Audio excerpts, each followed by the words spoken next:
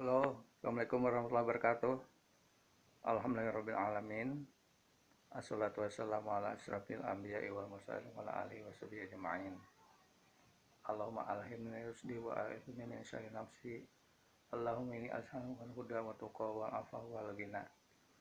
Memang kawan-kawan, kalau dalam masa COVID-19 ini kita sering di rumah aja, apalagi SMA namanya pelajar tidak belajar, dan mahasiswa juga dengan sistem virtual ataupun internet. Nah, kita ini ya buat-buat video untuk berpendapat saja kalau gitu kan.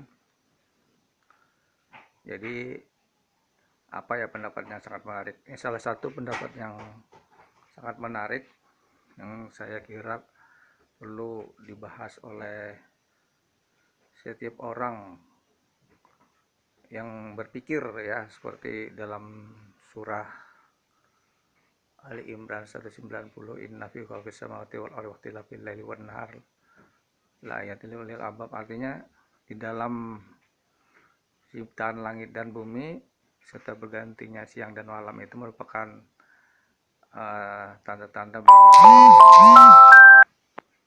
berpikir atau ulil albab gitu ya. Alladzina yazkuruna qiyaman wa qu'udan wa 'ala junubihim. Mereka itu mengingat sambil berdiri, duduk dan berbaring.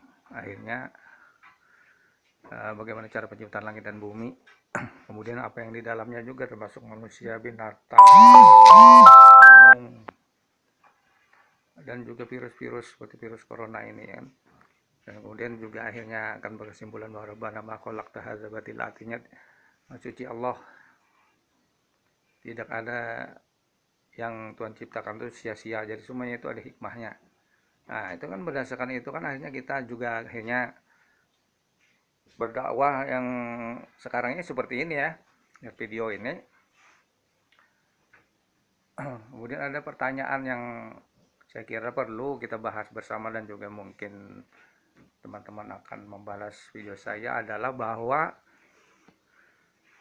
yang terakhir itu ada katanya tokoh yang mengatakan bahwa musuh terbesar Pancasila itu adalah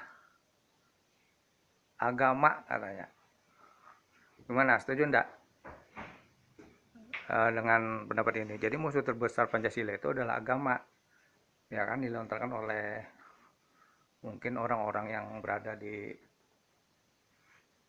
BPIP kah itu.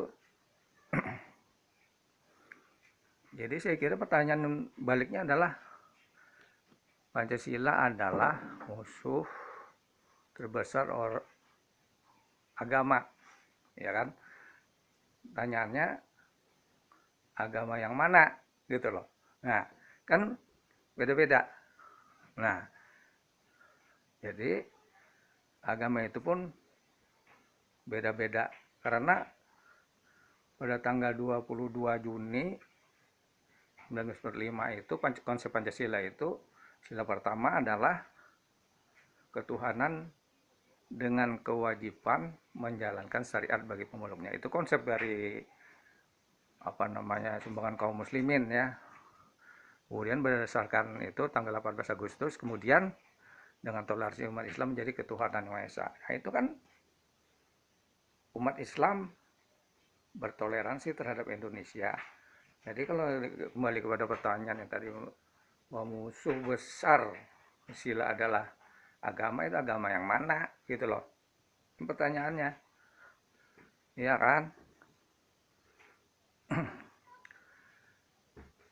Kemudian dilanjutkan lagi, misalnya katakanlah konsep nasakom, nasionalis, agama komunis, itu dalam tingkat lanjut bisa bisa direalisasikan nggak di Indonesia? Sedangkan agama itu percaya kepada Tuhan yang Esa, la ilaha illallah wahdahu la syarika lahu, lahul mulku wa lahul hamdu yumiitu wa huwa ala kulli syai'in qadir.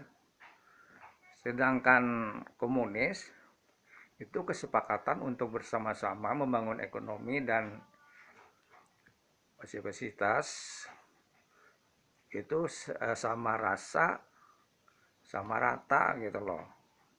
Jadi konsep-konsep agama diabaikan, jadi hanya konsep-konsep pemikiran manusia. itu kalau bergabung dengan agama Islam atau Tauhid itu nggak mungkin bisa bersama-sama dalam sejarah Islam. Bahwa konsep Tauhid tidak bisa bersama-sama orang jahiliyah.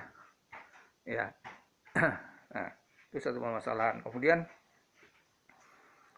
nasionalis. Nasionalis itu kan seperti terjadi pada zaman peperangan antara Yahudi dan Hitler. Itu kan bahwa orang-orang Hitler itu kaum buruh, nasionalis, ya nasionalis buruh itu memerangi orang-orang Yahudi pengusaha. Itu nasionalis juga itu, ya kan? Kemudian, tapi sebelumnya dia orang-orang Hitler itu mengatakan bangsa Arya adalah bangsa yang tertinggi, nasionalis loh. Kemudian mengatakan dirinya adalah termasuk orang-orang yang terbaik di dunia, katakan gitu. Sehingga bangsa-bangsa lain juga dikatakan bangsa-bangsa yang ya katakanlah bangsa yang hina. Nah, oleh karena itu seperti bangsa Yahudi ya, dia mengatakan dirinya bangsa besar sehingga banyak memang nabi banyak bangsa dari bangsa Yahudi, Israel. Ketika Nabi Muhammad itu sebagai bangsa Arab, mereka tidak percaya dengan Nabi Muhammad karena bukan dari bangsa Yahudi atau bangsa Israel gitu loh. Nah, oleh karena itu konsep nasakom tersebut sebenarnya tidak bisa direalisasikan di Indonesia ini atau yang sebagian besar penduduknya beragama Islam. Terima kasih. Aku qauli hadza wa astaghfirullah li wa lakum. Wassalamualaikum warahmatullahi wabarakatuh.